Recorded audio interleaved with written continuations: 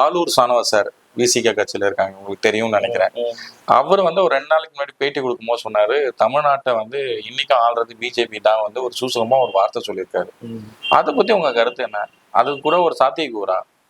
ஏன்னா ஒரு ஒரு அலிகேஷன் வச்சாங்க, என்னன்னா வந்து ஸ்டாலின் சார் ட்ரை பண்ணும்போது லோன் கிடைக்காத ஒரு விஷயம் வந்து விஜய் சார் ட்ரை பண்ணும்போது உடனே கிடைச்சிருச்சு. அது கூட நிர்மலா சீதாராமன் சொன்னாங்க, அவங்க ஒரு வேர்டு சொன்னாங்க, நாங்கள் விஜய் நம்பி எங்களால் கடன் கொடுக்க முடியும் அப்படிங்கிற மாதிரி, விஜய் சாரை நம்பி கடன் கொடுக்க முடியும் அப்படிங்கிற மாதிரி ஒரு வார்த்தைகளும் சொன்னாங்க. கொஞ்சம் பேக்ரவுண்ட்ல இருந்து சப்போர்ட் பண்றாங்க. இதெல்லாம் பார்க்கும்போது ஓரளவு எனக்கு தெரிஞ்சு விஜய் சாரா இருக்கட்டும் அண்ட் பிஜேபியா இருக்கட்டும் டைரக்டா வந்து எதுவும் எதிர்த்தோ இல்லை ஏதோ ஒரு விஷயமும் பேசிக்கலையே. அதை பத்தி எப்படி பாக்குறீங்க? நேற்று சானவாஸ் வந்து புதிய தலைமுறை டிவிக்கு வந்து பேட்டி கொடுத்துருக்காரு. அதில் ஒரு நிறைய இது மட்டும் இல்லாமல் நிறைய விஷயங்கள் சொல்லியிருக்காரு. கிட்டத்தட்ட வந்து ஒரு பட்டும் படாமலும் தாவேக்கா அரசை வந்து ஒரு எதிர்நிலையிலிருந்து பேசின மாதிரி தான் பேசினாரு. அதில் ஸ்ட்ரெயிட்டாக சொன்ன ஒரு அட்டாக் வந்து இப்போ கூட இந்த கவர்மெண்ட் ஆள்றது மத்தியில் இருக்கிற பாஜக தான் அப்படிங்கிற ஒரு பகிரங்கமான ஒரு குற்றச்சாட்டை அவர் சொல்லியிருக்காரு. இப்போ மற்ற கேள்விக்கெல்லாம் அப்புறம் நான் சொல்கிறேன். ஃபர்ஸ்ட் இதில் நமக்கு தோன்ற ஒரு முக்கியமான ஒரு கேள்வி என்னன்னா, இந்த ஷானவாஸ் சொன்ன இந்த கருத்து ஷானவாஸோட கருத்தா இல்லை அந்த கட்சி தலைவரோட திருமாவளவோட கருத்தா நம்ம பார்க்கணும்.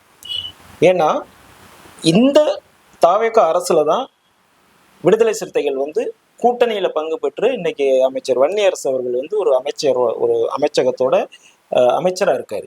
அதுவும் ரொம்ப ஆக்டிவா இருக்காரு, ரொம்ப ஆக்டிவான ஒரு அமைச்சரா இருக்காரு. அப்ப நீங்க சொல்றபடி பாத்தீங்கன்னா மத்தியில இருக்கிற பாஜக தான் இந்த அரசு நடத்துது அப்படின்னா அப்ப நீங்களும் உள்ள இருக்கீங்க. அப்ப உங்களையும் அந்த பாஜக தான் இயக்குதா? இந்த கேள்வி இருக்குல்ல. இப்போ நீங்க வெளியில இருந்தீங்கன்னா கரெக்ட், இந்த கூட்டணிக்குள்ளதான் உங்க அமைச்சர் இருக்காரு, நீங்க தான் இந்த அரசை வந்து சப்போர்ட் பண்ணி நடத்துறீங்க. அப்ப நீங்களும் பிஜேபி கூட கனெக்ட் பண்ணிருக்கீங்களா? இல்ல, அடுத்த கேள்வி அதான் கேட்கணும்னு வரேன். இப்ப அவரு மட்டும் அவர் இன்னைக்கும் என்ன சொல்லிட்டு இருக்காரு, திருமாவளவன் என்ன சொல்றாருன்னா, நான் ஆதரவு தான் கொடுத்துருக்கேன், ஆனா எங்களோட இன்னும் வந்து தோழமை கட்சி திமுக தான் அப்படிங்கிறாரு. அது என்ன? அதுதான் வந்து நம்ம ஐயா வைகோ அவர்கள் சொன்ன கூற்று மாதிரி தான் கிட்டத்தட்ட அது நோபல் பரிசுக்கும் இன்னும் மேல போய் கொடுக்க வேண்டியதுதான் எனக்கு. ஏன்னா அவர் தினம் தினம் ஒரு ஒரு விதமான இப்ப ஐயா கமல்ஹாசன் அவர்களோட இப்ப இன்னும் நல்லா தெளிவா பேச ஆரம்பிச்சிட்டாரு. அண்ணா வந்து தெளிவா பேசுறாரு, ஆனா டெய்லி மாத்தி மாத்தி பேசுறாரு. மாத்தி மாத்தி மக்கள் என்னடா அப்படின்னு தலையை பிச்சுக்கிற மாதிரி இருக்கு அவரோட ஸ்டேட்மெண்ட். இப்ப இந்த ஸ்டேட்மெண்ட் இவர் சொல்லி 2 நாளா ஆச்சு சானவாஸ் பேசி, இதுவரையிலும் திருமாவளவன் அவர்கள்ட்ட இருந்து மறுப்பே வரலையே. இது இருக்கும்போது இந்த மாதிரி ஒரு வார்த்தை சொல்ல முடியுமா? அப்போ இது வந்து ஒரு முக்கியமான கருத்து. நீங்க சப்போர்ட் பண்ணி கவர்மெண்ட் ரன் ஆகிட்டு இருக்கிற ஒரு கவர்மெண்ட் வந்து பாஜக இயக்குது அப்படின்னா உங்களோட நேர் எதிர்கட்சி பாஜக, அந்த கட்சி தான் வந்து இந்த ஆட்சியை இயக்குதுன்னா நீங்க எப்படி உள்ள இருக்கீங்க? உங்களுக்கு இயக்குதுன்னு தெரிஞ்சதுன்னா நீங்க என்ன வித்ட்ரா பண்ணிருக்கணுமே. இல்ல, அவர் தான் சொல்றாருல்ல, இன்னொரு இடைத்தேர்தல் வரக்கூடாதுங்கிற ஒரு நல்ல அபிப்பிராயத்துல தான். இது போங்காட்டம். இது வந்து ரொம்ப அதனாலதான் அந்த கட்சி வந்து ரொம்ப டவுன் ஆகிட்டு இருக்கு இன்னமும். இப்ப இந்த கருத்தை நீங்க எப்படி அலோவ் பண்றீங்க? ஏற்கனவே அவர் வந்து சீட்டு கொடுக்கல அப்படின்னு உடனே உங்களை எதிர்நிலையில இருந்து அவர் பண்ணிட்டு இருந்தாரு. திமுகவோட இன்னும் ஓப்பனா சொல்லணும்னா அவர் திமுகவோட பக்கா ஏஜென்ட்டுங்க சானவாஸ். திமுகவோட ஆள் அவரு. கட்சியை விட்டு நீக்கினதுல இருந்து அவருக்கு முதன்மை செயலாளரா பதவி ப்ரொமோஷன் கொடுக்குறாங்க. திருமாவளவன் போய் இவர் பார்க்கவே இல்லை சானவாஸ். அவர் போய் பார்க்காமலே பல மாசம் இருந்தார், 2-3 மாசம் இருந்தார். அவரை தாஜா பண்றதுக்கு துணை பொதுச் செயலாளர் இருந்து முதன்மை செயலாளர்னு ஒரு பதவியை அவருக்கு கொடுக்குறாங்க. அப்ப இவ்வளவு இம்பார்ட்டன்ட் வந்து சானவாஸுக்கு திருமாவளவன் கொடுக்க வேண்டிய அவசியம் என்ன இருக்கு? அந்த கட்சியில மிகப்பெரிய போராளிகள்லாம் இருக்காங்க. வன்னியரசரை விட பெரிய ஆளா அங்க இருக்கிற சானவாஸ் இன்னும் பல பேர் இருக்காங்க. சங்கத்தமிழர் சேனல் முழுக்க கத்திட்டு கிடந்தார் இந்த விசிகாவுக்கு. அவரை சஸ்பெண்ட் பண்ணி வச்சிருக்காரு. இப்ப இந்த மாதிரி ஆட்களை கட்சியில வச்சிருக்காரு. அவர் பேசி 2 நாள் ஆச்சு, இன்னைக்கு வரைக்கும் எந்த மறுப்பும் இல்லை. இந்த கூற்று சரி தப்புன்னு என்ன சொல்லல அவரு. இது சொல்லக்கூடாது. ஒரு கேள்வி இருக்குல்ல, அண்ணன் ஏன் வாயை திறக்கலங்கிற அர்த்தம் இருக்குதான் செய்யுது. ஆமா, அப்போ இது இந்த கருத்தை வந்து நீங்க சொல்லி அவர் பேசுறாரா இல்ல இதுதான் உங்க கருத்தா? அப்ப என்ன நீங்க சொல்லி இருக்கணும்ல. நீங்க சப்போர்ட் பண்ணி நடந்துட்டு இருக்கிற ஒரு கவர்மெண்ட்டை பாஜக தான் ஆளுதுன்னா அப்ப நீங்க உங்களுக்கு எதிரி பாஜக தானே. நீங்க எப்படி இந்த கவர்மெண்ட்ல இருக்கீங்க? அப்ப நீங்க வெளில போயிருக்கணும்ல எல்லாரும். அப்ப இது மக்களை குழப்புறது. ஏதாவது ஒரு குழப்பத்துல அந்த தாவேக்கா வந்து டிமாண்ட் பண்ணலாமா இது பண்ணலாமா நினைக்கிறாங்க. ஆனா அதுக்கான ஆள் விஜய் அவர்கள் கிடையாது. அது அவங்க இன்னைக்கும் ஒரு குதிரை பேரம் இருக்குங்கிறீங்களா? இதுல குதிரை பேரம் இல்ல. இது வந்து என்னன்னா இப்போ வந்து அந்த ஒரு ஷார்ட் ஃபால் இருக்கு இல்லையா, இந்த பை எலெக்ஷன் நடக்காதனால இந்த ஷார்ட் ஃபால் இருக்கிறதுனால இவங்க வந்து தன்னாலதான் இந்த இந்த அரசாங்கம் இந்த இயந்திரம் வந்து நடக்குது அப்படின்னு நினைக்கிறாங்க. ஆனா அதுல ஒரு முக்கியமான ஒரு கருத்தை நான் பதிவு பண்ண வைக்கிறேன். விடுதலை சிறுத்தைகளா இருக்கலாம், இல்ல திருமாவளவர்கள், இல்லாது இந்த மிகச்சிறந்த அறிவாற்றல் மிக்க சாணவாசுக்கும் நான் சொல்றேன், அவர்களால் மட்டும் இந்த அரசாங்கம் நடக்கல. இந்த அரசாங்கம் நடக்குதுன்னா அவங்க ஓப்பனா என்னாலதான் இந்த அரசாங்கமே நடக்குதுன்னு சொல்லிட்டு போவாங்களே, சொல்லிட்டு இருக்காங்களே.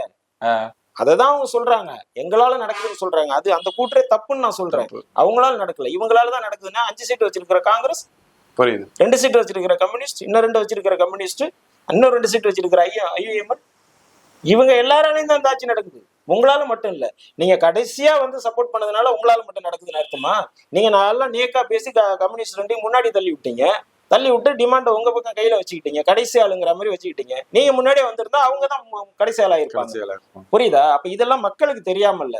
அப்ப இந்த மாதிரி டெய்லி ஏதாவது மாத்தி மாத்தி பேசுறது, இந்த மாதிரி சாணவாஸ் மாதிரி ஆட்களை விட்டு பேச வைக்கிறது, அப்புறம் திமுக சார்பு அணிகள் 2ஆம் கட்ட தலைவர்கள் இருக்காங்க இவரை சுத்தி, அந்த ஆட்களோட வச்சு எதையாவது டெய்லி ஒரு அறிக்கை விட்டுறதெல்லாம் வந்து ரொம்ப ரொம்ப தப்பான வேலை. மக்கள் இதை ரசிக்க மாட்டாங்க, சிஎம் இதை ரசிக்க மாட்டாரு, உங்க மினிஸ்டர் இதை ரசிக்க மாட்டார், விடுதலை சிறுத்தைகள் தொண்டர்களே இதை ரசிக்க மாட்டாங்க. இதை அவங்க மாத்திக்கிறது நல்லது.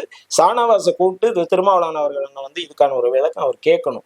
இந்த கருத்து சாணவாஸ் சொன்ன சொந்த கருத்தா, இல்ல கட்சியோட கருத்தா, இல்ல அண்ணன் திருமாவளவன் அவர்களுக்கு இந்த கருத்துல உடன்பாடு இருக்கா அப்படிங்கிறத அவர் தெளிவுபடுத்த வேண்டியது அவரோட கடமை. 2 நாள் ஆச்சு, இன்னும் அதை பத்தின எந்த அறிக்கையுமே வரல. தாவேக்கா அதை பெருசா கண்டுக்கல, அதை விடுங்க, அவங்க அதை பத்தி கன்சிடரே பண்ணல. இடைத்தேர்தல் நேரம் வந்திருந்ததுன்னா நிலைமையே வேற. இந்த இடைத்தேர்தல் வராத வரைக்கும் இந்த மாதிரி கூத்துகள் நடந்துகிட்டே தான் இருக்கும். இடைத்தேர்தல் நடக்காம போனதுக்கு ஏதாவது உள்கருத்து, இதுல ஏதாவது ஒரு வில்லங்கம் இருக்குமா? பாஜக கை ஓங்கி இருக்குமா அப்படிங்கிற ஒரு கருத்து பரவலா பரவிட்டு இருக்கு. அதை பத்தி என்ன நினைக்கிறீங்களா? இல்ல, இது நம்மளோட கான்ஸ்டியூஷன்ல இது ஒரு பெரிய சிக்கல்மா. இது என்னன்னா, இப்போ பிஜேபி இதை தடுத்து நிறுத்துறதுனால அவங்களுக்கு ஒன்றும் ஆக போறது இல்லை. அவங்களுக்கு இங்க என்ன இருக்கு? அவங்க இழக்கிறதுக்கு இங்க ஒண்ணுமே இல்லை. புரியுதா? இந்த கவர்மெண்ட் தான் 5 வருஷம் நடக்க போகுது, அதுல எந்த சேஞ்சஸும் இல்லை, எந்த மாற்றமும் இல்லை. இவங்க இன்னும் வித்துட்டா இவங்க எல்லாம் பண்ணுனா கூட இந்த கவர்மெண்ட் நடக்கும்பா, மாற்ற ஏற்பாடு இருக்கு, பண்ணுவாங்க. இவங்களே வெளில போனா பாமக உள்ள வர போறாங்க, அது ஒரு பெரிய மேட்டர் இல்ல. வாய்ப்பு இருக்கா? அடுத்த ஒரு கேள்வியா வைக்கலாம்னு பார்த்தா நீங்க அது டக்குன்னு உள்ள நிறைய இருக்கு. இவங்க இந்த ஒரு ரீசன் சொல்லி ஏதாவது இவங்க வித்ட்ரா பண்ணாங்கன்னா 2 பேரும் பிசிகா வித்ட்ரா. ஏன்னா மேகதாதுல பாமகவோட நிலைப்பாடும் நம்ம டிவிக்கோட நிலைப்பாடும் ஒரே மாதிரி இருக்கு அப்படிங்கிற பாராட்டிட்டு போனாரு. அன்புமணி ராமதாஸ் அவர்களோ சௌமியா அன்புமணி ராமதாஸோ அவங்க ரெடி டு இதுலதான் இருக்காங்க. பிசிகா இது மாதிரியே தொல்லை கொடுத்துக்கிட்டு இருந்து, இல்ல நாங்க பிஜேபி சப்போர்ட் பண்ணி நாங்க போறோம்னு சொன்னாங்கன்னா அடுத்து அவங்க வருவாங்க, மாற்றே இல்லை. அந்த சூழ்நிலை நடக்காம பார்த்துக்க வேண்டியது அந்த திருமாவளவன் கையில தான் இருக்கு. அவரே அவரை குறைச்சி பேசுகிறாரு. அவரு நம்மளை இது பண்றாங்க அது பண்றாங்கன்னு சொல்லிட்டு இருக்காரு. அது மாதிரி ஒண்ணுமே இல்ல. கொஞ்சம் யோசிச்சு பாருங்க, சிஎம் கேண்டிடேட்டா வர வேண்டியது இன்னைக்கு ஒருவேளை திமுகவோட அந்த கணக்கோ இல்ல ஏடிஎம்கேவோட கணக்கோ சரியா இருந்ததுன்னா இன்னைக்கு திருமாவளவன் தான் சிஎம். அதோட ஒரு மன வருத்தங்கள் அவருக்கும் இருக்க வாய்ப்புகள் இருக்கலாம் இல்லையா? வாய்ப்பே இல்லப்பா.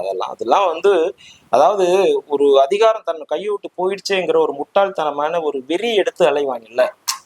அடி வாங்கிட்டு அவனுக்கு பலமே இருக்காது. ஒருத்தன்ட்ட அடி வாங்கிடுவான், அவனுக்கு பலமே இருக்காது, அவனால ஒருத்தனை எய்த்து கூட அடிக்க முடியாது. அவனா பாத்தீங்கன்னா ஏதாவது பண்ணணும்னு ஒரு பைத்தியம் பிடிச்ச மாதிரி சுத்துவான் தெரியுமா? அந்த மனநிலையில அவங்க எடுத்த முடிவு. திமுகவும் அந்த கனவுல இருப்பாரோ ஒருவேளை அடுத்தது ஆட்சிக்கான வாய்ப்பு இல்லையே இருக்கலாம் அப்படின்னு ஒருவேளை. இது ஒரு அரித்மேட்டிக்பா. 108 பேர் இங்க இருக்காங்க, மீதி எவ்வளவு புரியுது? அதுல உங்ககிட்ட இருந்த 5 பிளஸ் ஒரு 4 9 பேர் 11 பேர் இங்க வந்தாச்சு. நீங்களே ஷார்ட்ஃபால் தானே இப்போ. அப்ப நீங்க எப்படி சிஎம் ஆக முடியும்? நடக்குமா? யோசிச்சு பாரு. திமுகவும் அதிமுகவும் பின்னாடி இருந்து இவர் மட்டும் சிஎம் இருந்திருக்க வாய்ப்பு இருக்கா? அது ஒரு நாள் தாங்குமா? அது இல்ல, இந்த மாதிரி ஒரு பேச்சு அடிபட்டுச்சு, அது சும்மா. அதுதான் நான் சொன்னேன். இதுதான் ஏதாவது ஒரு வெறித்தனமா ஒரு இதுல கோவத்துல பேசுவோம்ல. ஒரு அடி வாங்கிட்டு ஒருத்தன் கத்துவான்ல, உன்னை வெட்டாம விட மாட்டேன், உன்னை கொல்லாம விட மாட்டேன்னு கத்துவான்ல. இந்த மாதிரி ஒரு எமோஷனல்ல பண்ண மிஸ்டேக் அது. அதுல இவரு பேரும் அடிபட்டிருக்கும். அதெல்லாம் இல்லை. பட் இது இந்த மாதிரியான போக்கு விடுதலை சிறுத்தைகளுக்கும் திருமாவளவன் போன்ற மிகச்சிறந்த ஆளுமை மிக்க தலைவர்களுக்கும் ஒரு அழகான விஷயம் இல்லை. குறிப்பா ஆளூர் சாணவாச அண்ணன் அவர்கள் கேட்கணும். இது அவர் கருத்தா, கட்சி கருத்தா, சாணவாஸ் கருத்தா, இந்த கருத்து சரியா தப்பாங்கிறத அவர் அடுத்து எப்படியும் கொடுப்பாரு, பிரஸ் மீட் கொடுப்பாரு, எப்படியும் டெய்லி கொடுப்பாரு. அந்த பிரஸ் மீட்ல யாராவது ரிப்போர்ட்டர் கேட்டா பதில் சொல்லணும்.